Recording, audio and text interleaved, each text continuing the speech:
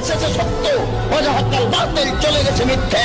ইন্নাল বাতিল, নিশ্চয় মিথ্যে, কানা যাহুকা, চিরদিন মিথ্যে।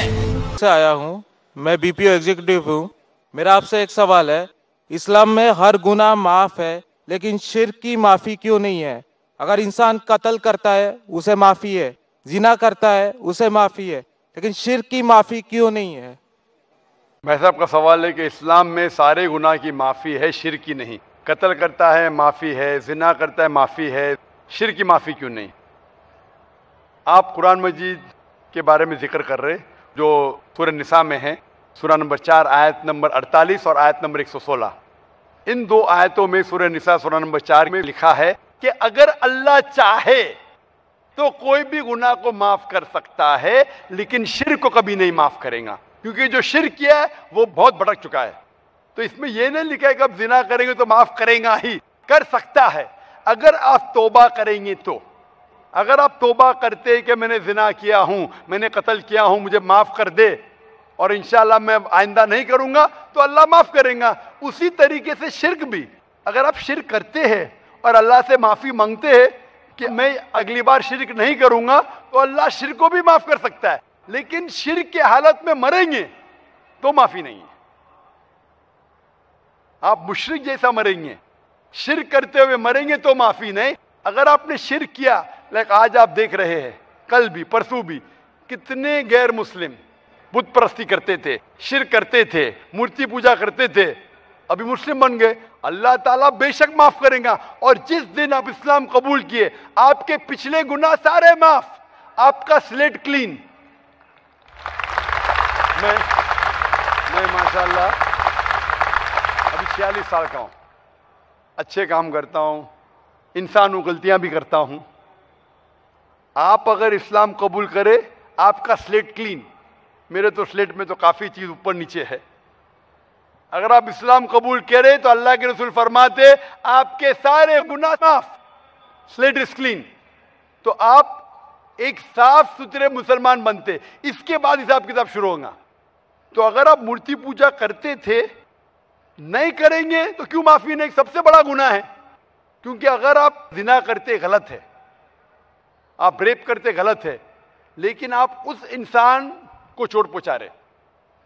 आप अगर कत्ल करते गलत करते, लेकिन अगर मूर्ति पूजा करते तो उस खालिक के नाफरमान हैं, उस खालिक को गाली देने से फर्क नहीं पड़ता है।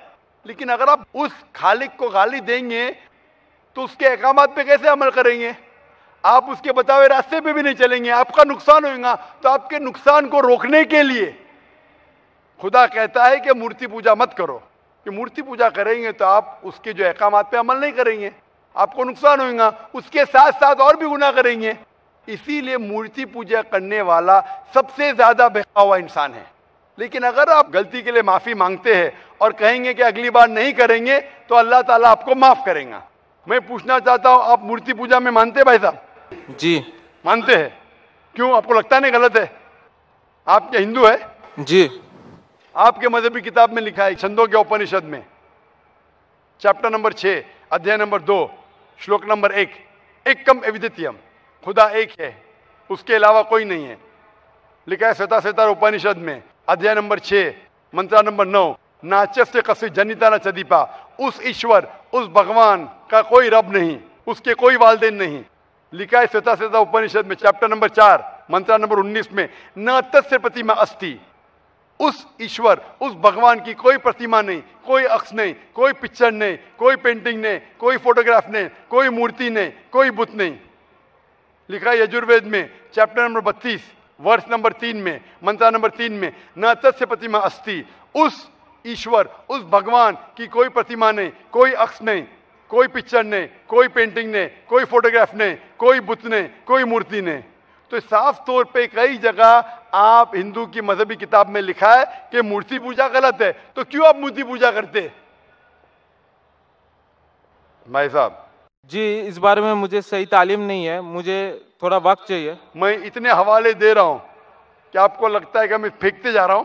हवाले के हवाले दे रहा हूं, आप नोट कीजिए जी। आप लाइब्रेरी में जाइए, आपको वेद नहीं मिलता है तो हमारी लाइब्रेरी में जाओ, इस्लामिक रिसर्च फाउंडेशन, ہمارے اسلامک ریسرچ فاؤنڈیشن میں آپ کو وید کا ترجمہ ملے گا، مہابھارت کا ترجمہ ملے گا، بھگوت گیتا کے کم از کم 30 ترجمے ملیں گے، بائبل ملے گا، بائبل کا ترجمہ ملے گا، قرآن کا ترجمہ ملے گا، حدیث کا ترجمہ ملے گا۔ میں نہیں جانتا ہوں کہیں بھی ہندوستان میں اتنے مذہبی کتاب کا ترجمہ موجود ہے۔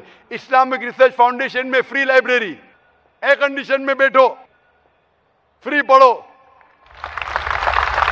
انشاءاللہ آپ کو چائے پانی بھی دوں گا میں۔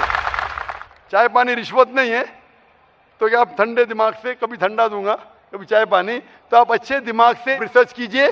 ہمارے پاس کمپیوٹر سافٹ ویئر ہے، آپ کیا جاننا چاہتے ہیں وید کے بعد بٹن دباؤ ملے گا آپ کو، کدھر لکھا ہے مورتی پوجا حرام ہے، بٹن دباؤ کمپیوٹر میں نکلے گا باہر۔ وید کے کمپیوٹر سافٹ ویئر ہے، بائبل کے کمپیوٹر سافٹ ویئر ہے، قرآن کے کمپیوٹر سافٹ ویئر ہے، حدیث کے۔